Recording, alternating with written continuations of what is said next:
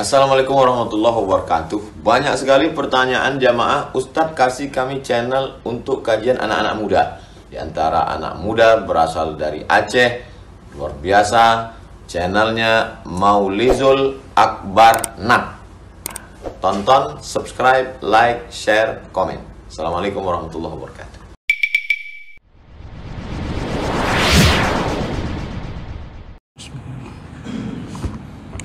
Assalamualaikum warahmatullahi wabarakatuh. Alhamdulillahi rabbil alamin. Wa bi ni'matihi tatimmus shalihat. Asyhadu an la ilaha illallah wahdahu la syarika lah. Wa asyhadu anna Muhammadan 'abduhu wa rasuluhul karim. Allahumma shalli wa sallim على نبينا وسيدنا المصطفى محمد وعلى آله وأصحابه أجمعين. أما بعد، رب اشرح لي صدري ويسر لي أمري واحلل عقدة من لساني يفقهوا قولي. Segala puji bagi Allah, kemudian salawat dan salam kepada Rasulullah, kepada keluarga dan seluruh sahabat-sahabatnya yang Allah muliakan insyaAllah. Jamaah salat subuh, bapak-bapak, ibu-ibu, kita masih membahas tentang perkara-perkara yang menyebabkan datangnya keberkahan dari Allah Subhanahu wa taala.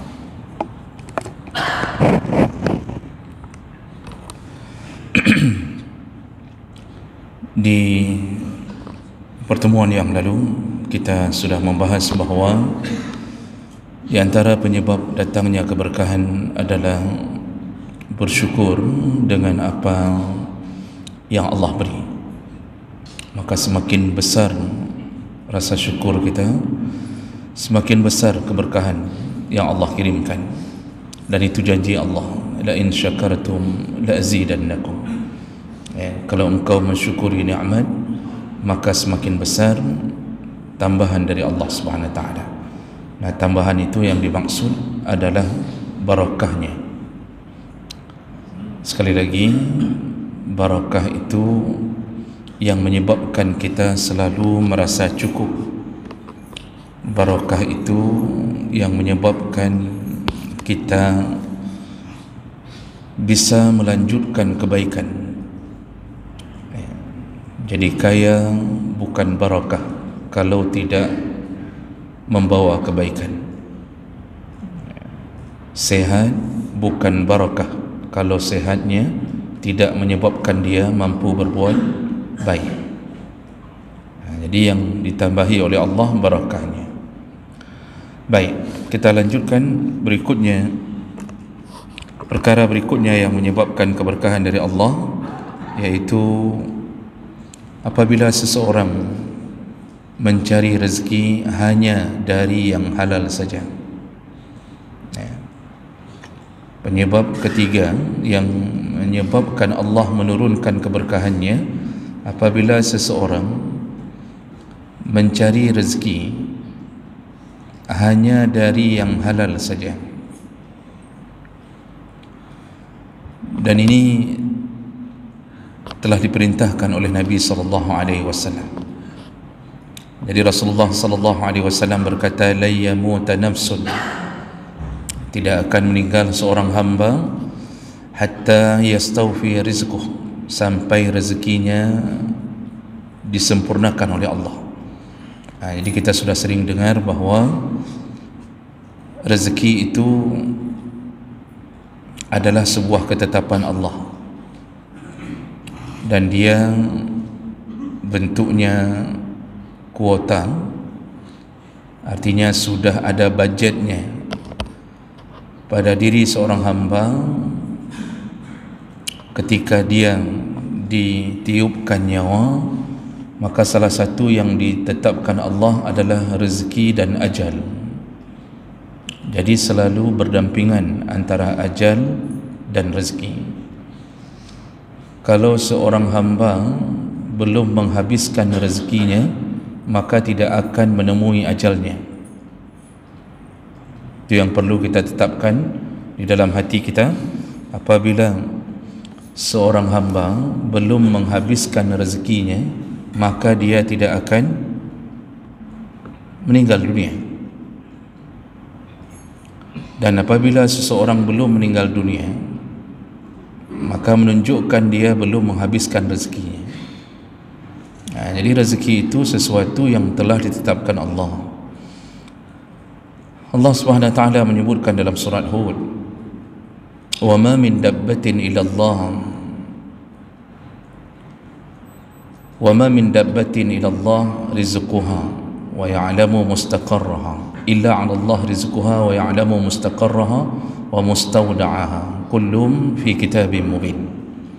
Semua makhluk yang dihidupkan Allah yang melata di muka bumi, artinya dia berada hidup di muka bumi, maka telah dijamin rezekinya oleh Allah Subhanahu wa taala. Bahkan Allah ingin menenangkan hati kita dengan mengatakan wa ya'lamu mustaqarraha. Allah mengetahui di mana makhluk itu berada untuk dihantarkan rezeki.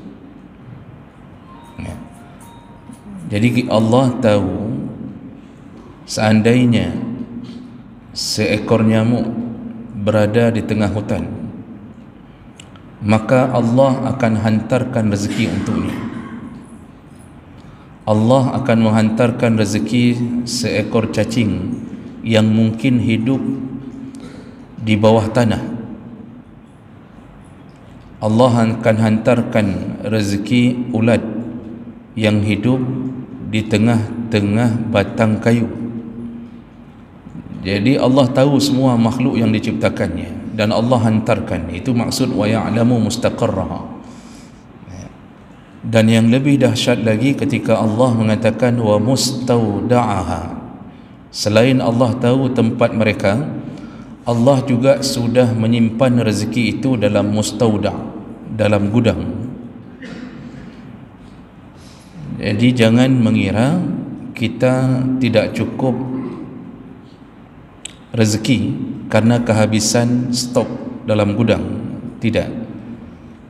Allah mengatakan telah kusimpan di dalam gudang. Artinya Allah telah membuat rezeki kita terjamin, dan itu tertulis 50.000 tahun sebelum dicipta langit dan bumi. Hari ini kalau kita bicara tentang kemampuan manusia, maka manusia akan mengatakan bahwa ekonomi Indonesia ini akan segera meroket. Ternyata baru 1 tahun akan meroket, langsung hancur-hancuran. Ada orang yang merasa negeri besar ini akan terjamin kehidupannya. Ternyata sampai hari ini sudah ribuan orang dipecat dari pekerjaannya dengan dalih efisiensi. Negara tak bisa menjamin apapun. Hari ini yang sudah jadi PNS pun tidak ada jaminan dari negara, tapi dia dapat jaminan dari Allah Subhanahu wa taala. Nah, kenapa Allah menjamin rezeki? Karena manusia ini diciptakan bukan untuk mencari rezeki. Wa ma khalaqtul jinna wal insa illa liya'budun. Aku tidak ciptakan jin dan manusia kecuali hanya untuk menyembahku. Jadi tugas kita sebenarnya menyembah, bukan mencari rezeki. Sayangnya hari ini kita membalikkan keadaan. Kita dari kecil ditanya orang tua, yang ditanya adalah cara mencari rezeki. Makanya timbul pertanyaan dari TK, adik nanti kalau sudah besar mau jadi apa? Jawaban anak TK macam-macam, Pak. Ada yang mau jadi pilot, mau jadi tentara, polisi, mau jadi dokter, mau jadi macam-macam. Dari kecil kita ditanamkan untuk hidup mencari rezeki. Makanya hari ini berefek semua mahasiswa kuliah demi ijazah, bukan untuk menambah ilmu. Anak-anak SMA, SMP ketika ditanya mau apa, sekolah ini mau apa, jawabannya untuk melanjutkan kuliah. Jadi habis kuliah membawa ijazah, cari kerja, padahal yang dia cari sudah ditetapkan. Di sinilah manusia kemudian melemah di dalam urusan menyembah Allah, karena merasa rezeki itu harus dicari, padahal Allah sudah tetapkan rezeki tak dicari pun sampai,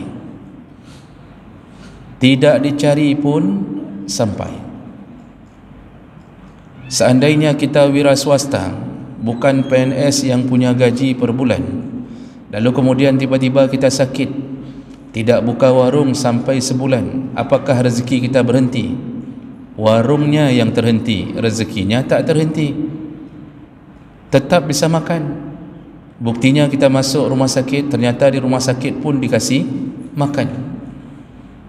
Lalu kemudian mulailah tetangga-tetangga kita berdatangan, membawa amplop, membawa kuih, roti, buah-buahan.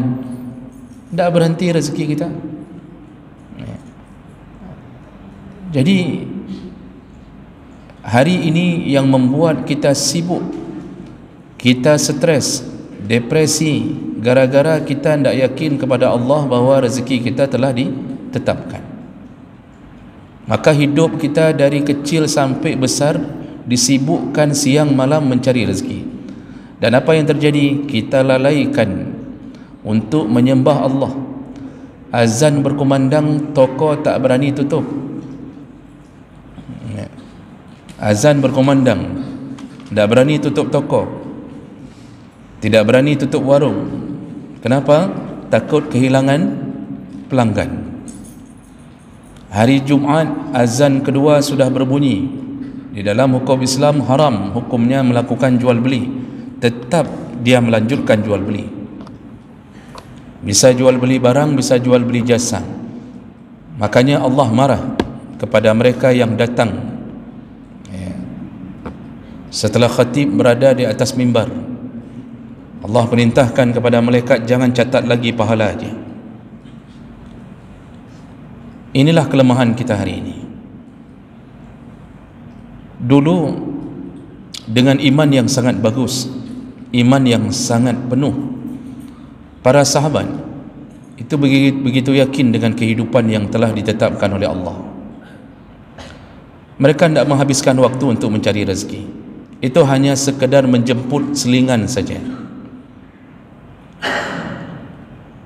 Sehingga dalam catatan sejarah sampai ke ulama-ulama mujtahid itu mencari rezeki hanya sebentar, karena mereka tahu bahawa dicari lama pun tetap segitu yang telah ditetapkan Allah. Imam Syafi'i itu membagi waktu menjadi 3. Dari pagi sampai duhur beliau mencari rezeki dengan berdagang. Kemudian dari duhur sampai asar beliau mengajar sampai asar, bahkan kadang-kadang mengajar sampai malam.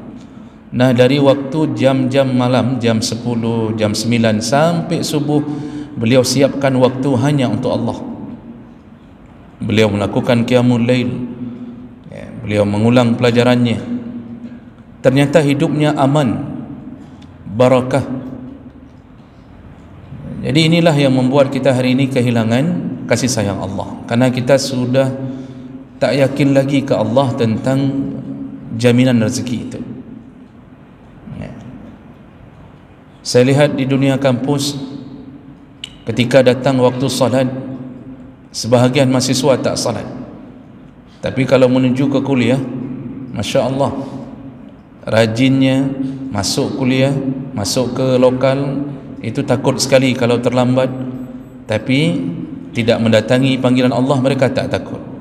Kenapa? Yang penting dapat nilai dari dosen, tak dapat nilai dari Allah tak mengapa. Jadi karena keinginan-keinginan dan nafsu yang terlalu luas mencari rezeki inilah yang membuat kita hari ini disibukkan dengan dunia kita.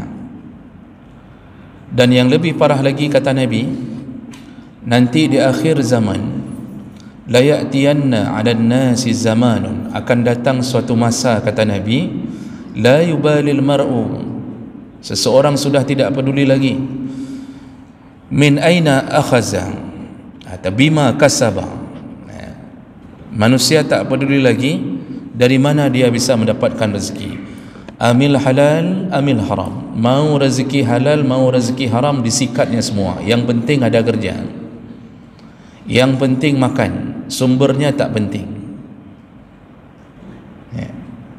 Sehingga masuklah manusia hari ini ke dalam jebakan-jebakan makan haram. Inilah yang kemudian menyebabkan Allah menghilangkan keberkahan. Karena satu-satunya keberkahan dalam rezeki ketika harta itu halal. Kategori halal, sumber yang dicari baik, zatnya baik, lalu dipersembahkan ke tempat yang baik-baik.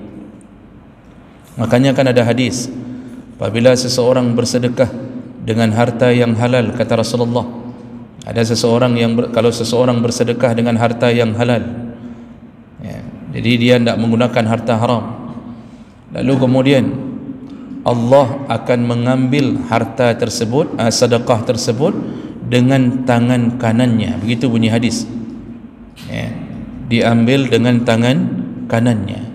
Nah, kita tidak menyebutkan bahawa Allah punya tangan kanan, karena Allah laisa kamitslihi syai', tidak ada yang bisa menyerupai Allah.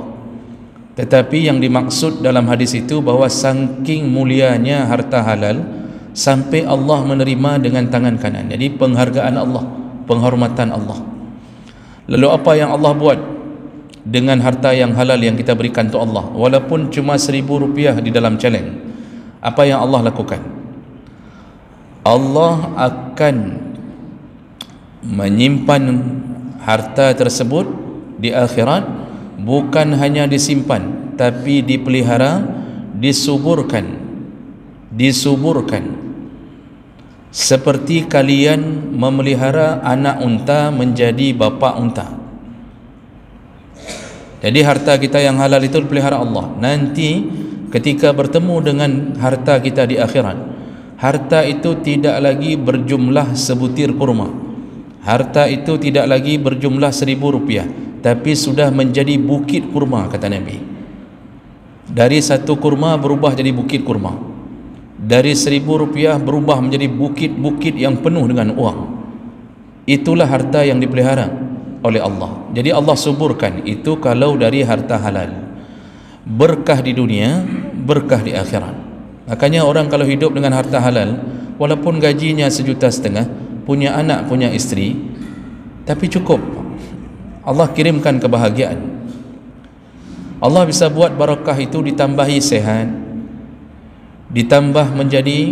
ditambahi kita punya isteri yang tak banyak menuntut, isteri kita salihah, kita bawa pulang satu ikan pun dia terima. Bahkan dia yang sering menyuruh kita bersabar.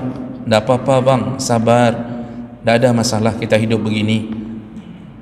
Itu siapa yang buat isteri seperti begitu? Allah. Melalui apa? Harta yang halal. Allah buat anak kita taat ke orang tua, walaupun kita miskin, tapi anak taat semuanya. Itu adalah berkah.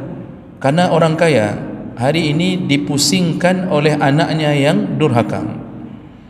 Uang banyak, anak durhaka semua. Ujung-ujungnya semua hibah untuk anak ditarik kembali.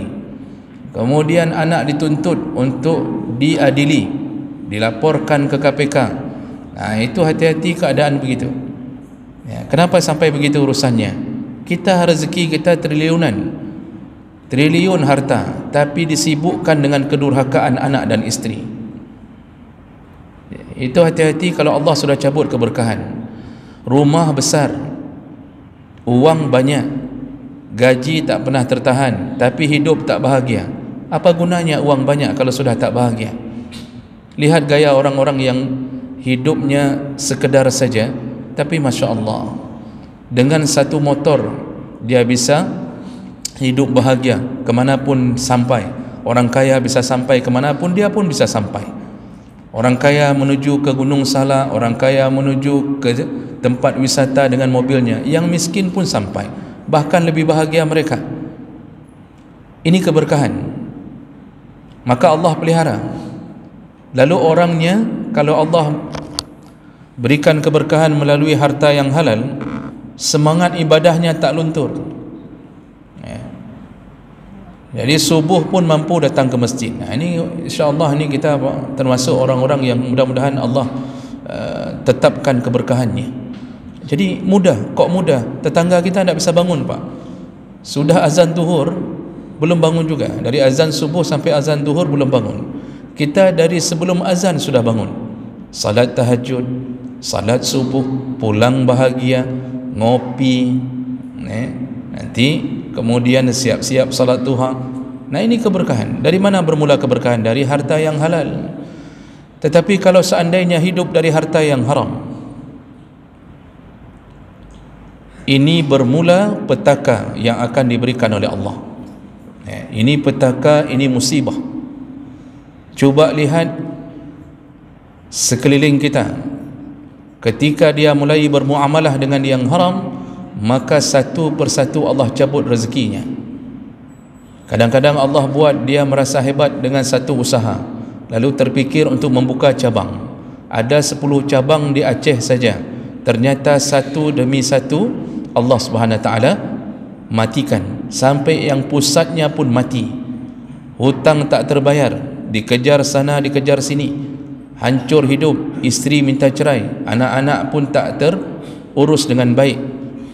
Kalau anak orang miskin tapi barakah, bahkan dipintarkan Allah, dapat beasiswa, pergi ke luar negeri, tak lagi membuat beban bagi orang tuanya. Anak orang kaya maunya sekolah yang favorit, bonafide, itu semester per semester bayar 60 juta, 70 juta. HTB ayah keluar tai ayahnya. Tapi itu tuntutan anak. Sudah jadi mahasiswa, salat tidak ada, selalu yang datang WA, ayah ini tak cukup, ini perlu beli ini, perlu beli itu. Anak orang miskin hidup dengan beasiswa, barakah. Penyebabnya di mana? Antara halal dan haram. Maka kata Nabi, orang tak peduli lagi mau halal mau haram disikatnya, asal dibuka satu lowongan kerja tu tak tanya ni kerja ni halal apa haram, tak tanya ni kerja ni nanti apa efeknya, tak tanya, yang penting dapat kerja.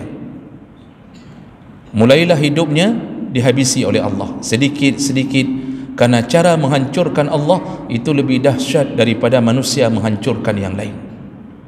Settingan Allah itu lebih dahsyat efeknya daripada settingan manusia.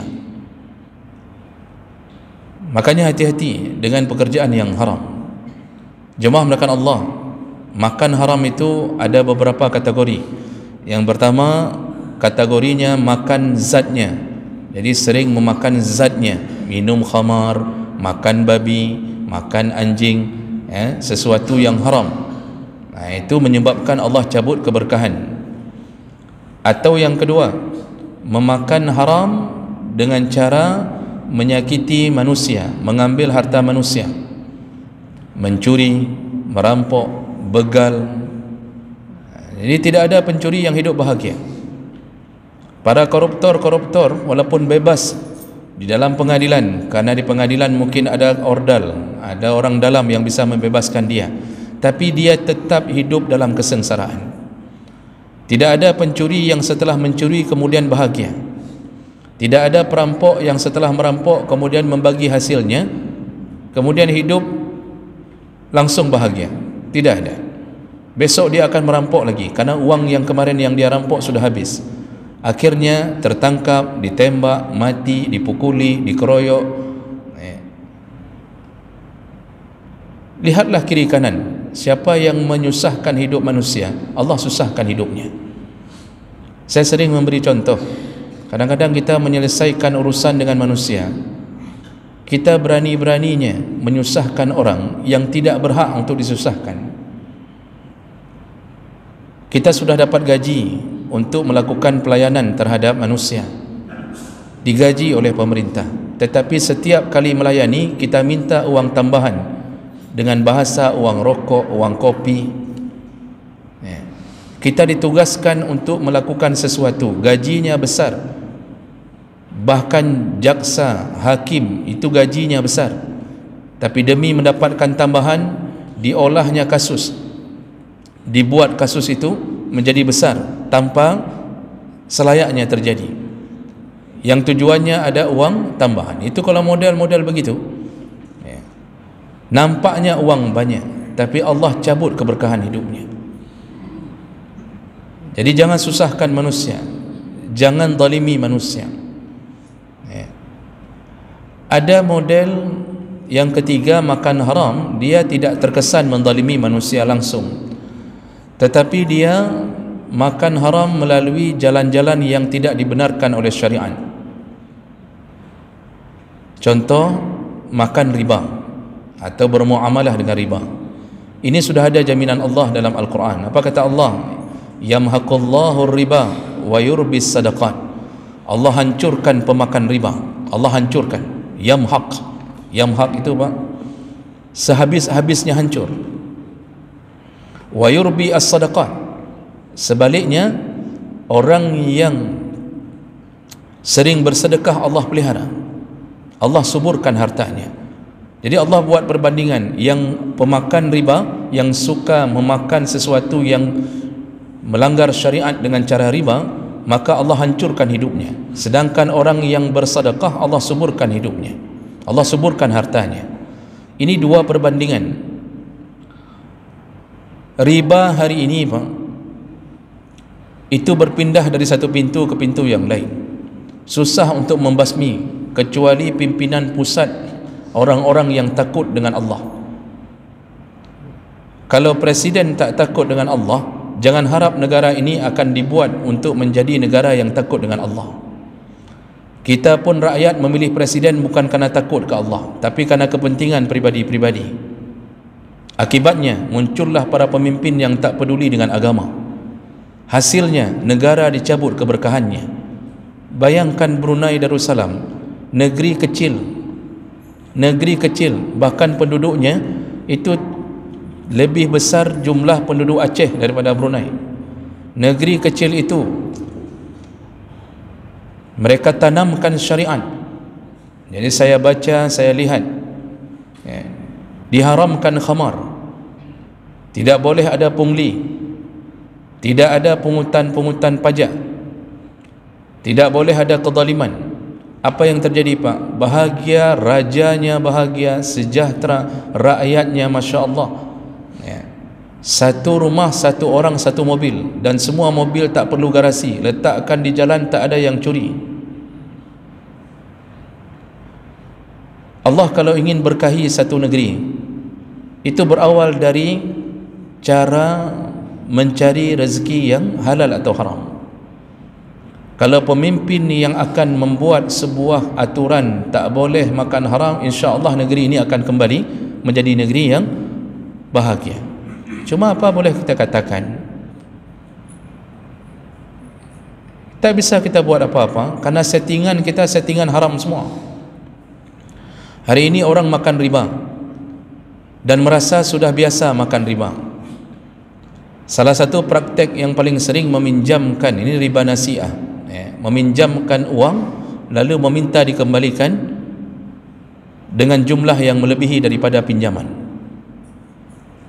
Saya sering kasih tahu, itu di pasar Impres itu ada kelompok yang sering meminjamkan uang kepada para pedagang, lalu meminta kembali dengan jumlah yang melebihi pinjaman. Itu total jatuh ke riba. Bank-bank konvensional meminjamkan uang dengan jumlah sekian, lalu kemudian meminta kembali dengan margin berapa tahun mau ambil, dipinjamkan, ambil kembali melebihi daripada jumlah yang pinjamkan. Itu riba. Dan praktiknya banyak sekali. Ada yang langsung tahu, ada yang terselimuti dengan berbagai macam cara sehingga orang bingung ini riba atau tidak. Mengambil rumah dengan cara KPR. Ada tiga pihak yang bermain, mengambil rumah dengan cara KPR, rumah-rumah yang sudah dibuat oleh developer, lalu kita ambil dengan cara kredit KPR. Itu jatuh ke riba. Di mana sistem bisa jatuhnya? Rumah itu dibangun oleh developer,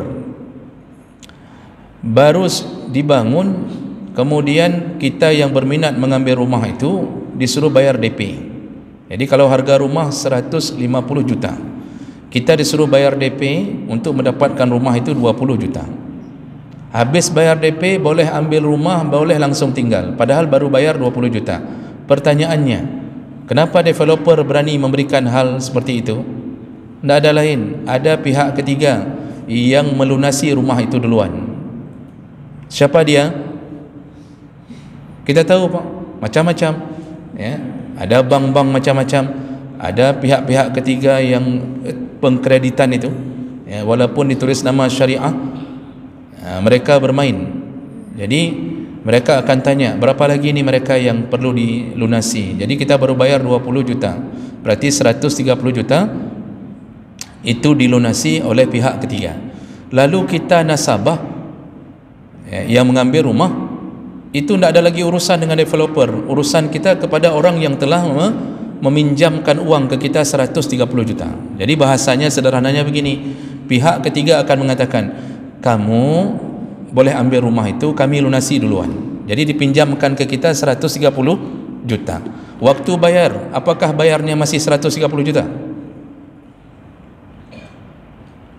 Tidak ada. Semua sistemnya dengan cara kredit. Mau ngambil berapa tahun? 5 tahun, 10 tahun. Kalau mau ngambil 10 tahun bayarannya begini. Waktu kita hitung jumlah yang kita bayar sudah 170 juta. Berarti pihak pemberi pinjaman mendapatkan keuntungan dari per orang yang mengambil rumah 40 juta. Itu sudah terjadi pinjam meminjam dengan cara riba. Berbeda kalau kita langsung beli dari developer. Tidak ada urusan pihak ketiga. Jadi menjual beli barang dengan cara kredit aman. Ini tidak ada jual beli barang, dipinjamkan uang tapi bayar, jatuh ke riba. Beli motor kan juga begitu Pak. Kalau kita cari motor yang cash, tak ada barang. Jadi ketika mau beli motor kita tanya, saya mau beli cash, tak ada barang. Dia telepon sana, pura-pura telepon sini, tak ada barang. Tapi kalau kita bilang ya sudah saya ambil kredit, langsung ada barang. Alepak ikebah bunuh barang, langsung ada barang. Apa yang terjadi? Harga motor 20 juta, disuruh bayar DP 5 juta, 15 juta lagi siapa yang lunasi sehingga kita boleh bawa pulang motor itu? Pihak ketiga. Namanya macam-macam Pak ya. Nama-nama macam-macam, Adira, Anissa, Anita, macam-macam penduduk penduduk syariah lah. Mereka yang lunasi itu. Lalu kita terikat dengan mereka, bukan lagi terikat dengan showroom yang mengeluarkan barang. Maka bayarnya ke sana tiap bulan dengan cara kredit. Mau ngambil berapa tahun? Waktu kita hitung yang dipinjamkan 15 juta, yang kita bayar berubah menjadi 20 juta, 25 juta, tergantung margin berapa tahun. Itu riba. Makanya kenapa manusia hari ini hidup dalam keadaan susah. Hidup susah, berlipat-lipat susah. Habis beli motor kemudian tabrak sana tabrak sini, kemudian ada yang ditarik kembali karena tak sanggup lunasi. Hidup di dalam ancaman Allah Subhanahu Wa Taala. Begitulah manusia kalau dicabut keberkahan. Dan banyak kehidupan seperti itu Pak. Ada seseorang yang menangis di hadapan saya, menangis di hadapan saya, betul Ustaz, saya sudah hancur hidup saya. Ini gara-gara saya makan riba, saya bergaul begini, pinjam sana, asal ada sesuatu pinjam di bank segala macam. Ini waktu masih hidup bank konvensional. Setelah menangis, kemudian ternyata 6 bulan berikutnya saya lihat beliau sudah bergaul lagi dengan dunia riba. Ya, begitulah keadaannya. Hancur lagi Pak, hancur lagi. Coba Bapak lihat usaha di Lok Semawe ini yang hidup dengan dunia riba, satu-satu dihabisi oleh Allah Subhanahu Wa Taala. Maka hati-hati bergaul dengan dunia ini. Ada orang tak peduli sama sekali, Allah yang penting bisa makan. Mati pasti, mati wajib, habis mati tanggung jawab. Di dunia dihancurkan Allah, di akhirat ditunggu oleh Allah Subhanahu Wa Taala. Begitulah yang harus kita jaga. Makanya perkara yang bisa menyebabkan keberkahan, cukuplah harta halal yang kita makan. Jangan ambil harta orang sedikit pun. Yang bukan punya kita jangan sentuh. Jangan sentuh apapun yang bisa menyebabkan Allah murka.